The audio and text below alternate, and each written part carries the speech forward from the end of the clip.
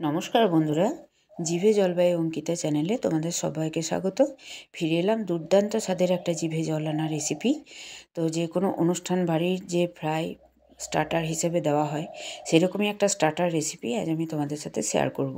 তো আমুদি মাছের fry recipe এটা বানানোর জন্য প্রথমেই একটা ব্যাটার আমি তৈরি করে নেব, যেখানে দিয়ে দিচ্ছি পরিমাণ মতো বেসন, পরিমাণ মতো কর্নফ্লাওয়ার, একটু লবণ, একটু হলুদ, একটু কাশ্মীরি লাল লঙ্কার গুঁড়ো, আর ব্যাটারটা যাতে খুব মুচমুচে হয় তার জন্য একটু বেকিং সোডা।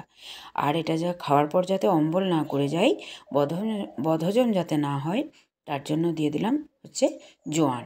আর স্বাদের ব্যালেন্সের জন্য দিয়ে দিলাম হচ্ছে চিনি। তো ব্যাটারটা সমস্ত শুকনো উপকরণগুলো আগে হাত দিয়ে খুব ভালোভাবে আমি মিশিয়ে নিচ্ছি। তো আমুদি মাছের ফ্রাই দুর্দান্ত একটা রেসিপি বন্ধুরা, এটা বাড়িতে একবার হলেও বানিয়ে দেখো, তো অসাধারণ লাগে খেতে।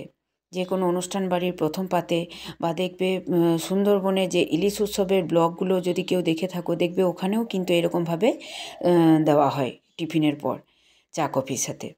তো আজকে আমুদি মাছ বাড়িতে এসেছিলো, তো ভাবলাম তোমাদের সাথে এরকমভাবে ভিডিওটা শেয়ার করি। আর ভিডিওটা কেমন লাগলো কিন্তু অবশ্যই কমেন্ট করতে ভুলো না। দেখো ব্যাটারটা কিন্তু খুব ভালোভাবে হাত দিয়ে আমি ফেটিয়ে নিচ্ছি। তোমরা চাইলে বিটারে করেও বিট করে নিতে পারো, কিন্তু হাত দিয়ে ফেটালে বেশি ভালো হবে। আর দেখো এখানে আমুদি মাছের মাথাগুলো কেটে বাদ দিয়ে খুব ভালোভাবে ধুয়ে পরিষ্কার করে এখানে ম্যারিনেট করে নিচ্ছি। খুব সামান্য উপকরণ লাগে বন্ধুরা ম্যারিনেট করতে। এখানে দিয়ে দিলাম 1 চামচ মতো কাসুন্দি, চাট মশলা, বিট লবণ, সব কিছু দিয়ে এটা মাখিয়ে দিলাম। লবণটা একটু বুঝে নিয়েই দেবে, যেহেতু সামুদ্রিক মাছ এমনিতেই একটু লবণাক্ত হয়। তো দেখো ব্যাটারটাও কিন্তু এদিকে আধ ঘন্টা মতো আমি রেস্টে রেখে দিয়েছিলাম, আর ম্যারিনেট করেও আমি 10-15 মিনিট মতো রেস্ট করে দিয়েছিলাম।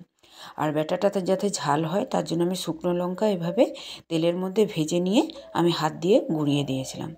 তো তোমরা যদি শুকনো লঙ্কা অপছন্দ করো সেক্ষেত্রে কাঁচা লঙ্কা কুচিও কিন্তু দিতে পারো, কোনো অসুবিধা নেই। তো দেখো লঙ্কাগুলো ভেজে নিয়ে বেসনের সাথে আমি মেখে নিলাম। ব্যাটারটাকে আবারও একটু হাত দিয়ে ভালো করে ফেটিয়ে নিলাম। আর ওদিকে লঙ্কা যে ভাজলাম তেল আগে থেকেই গরম হয়ে গিয়েছে।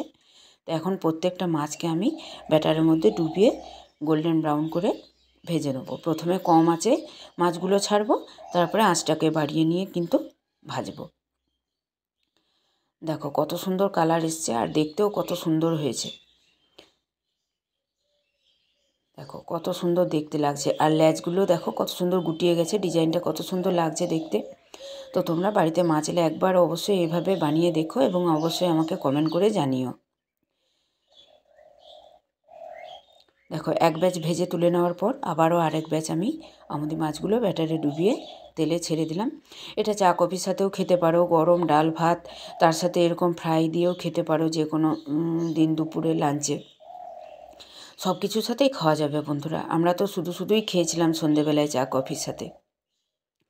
তো আমার আজকের রেসিপি এই পর্যন্তই। ফিরে আসছি আবার অন্য কোনো দিন অন্য কোনো জিভে জল আনা রেসিপি নিয়ে। সবাই ভালো থেকো, সুস্থ থেকো। আর দেখো সমস্ত মাছ ভেজে নিয়েছি, এখন আমি একটা সসের সাথে এখানে সার্ভ করেছি। তোমরা যে কোনো কিছুর সাথেই খেতে পারো। আর দেখো একটা আমি ভেঙে দেখিয়ে দিচ্ছি ভেতরে মাছটা কতটা সফট আর দুর্দান্ত একটা স্বাদের হয়েছিল, আর খুব সুন্দর একটা সুগন্ধ বেরিয়ে আসছিল। কাসুন্দি, চাট মশলা আর বিট লবণ দিয়ে যে মাছটা ম্যারিনেট করেছিলাম, এই যে মাছটা ভাঙার সাথে সাথে কিন্তু অসাধারণ একটা সুগন্ধ বেরিয়ে আসছিল। আর ওপরের খোলটা দেখো কত সুন্দর, কত মুচমুচে হয়েছে।